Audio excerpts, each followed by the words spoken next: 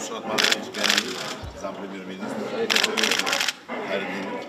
замминистра иностранных дел, Кыргызской области Базаров. Бүгүнкү күн өзгөчө бир кубанычтуу күндөрдөн бири болуп жатат. Анткени эки элдин достугу бекемделип жаткандыгын бүгүн сиздер менен чогуу жолугушууда, ачууда катышып аткан кишилердин баары кубаныч менен тосуп алып атышат. Кыргызстан менен Өзбекстандын ортосундагы дипломатиялык кызматташтыктын өнүгүшү, эки элдин мурдатан келе жаткан боордоштук, достук жана кошуналык тарыхый мамилелерибиздин жемиши деп эсептейбиз. Баткен областы Өзбек Республикасынын Фергана областы менен чектешип, ар тараптуу карым-катнаш, кызматташтык мамилелерди үзгүлтүксүз жүргүзүп келе жатышат.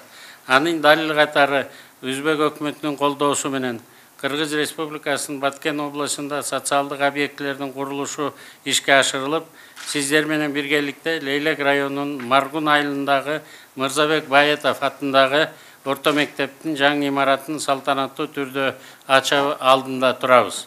Албетте келечек муунга заманбап билим берүүгө ылайыкталган мектеп имаратын куруу демилгесин колдоодо эң алгач Өзбек Республиканын жетекчилерине, Өзбек Республикасынын президенти урматтуу Шавкат Мирамоновичке, урматтуу Абдулла Ниматович сизге жана Өзбек элине чоң ыраазычылык билдиребиз.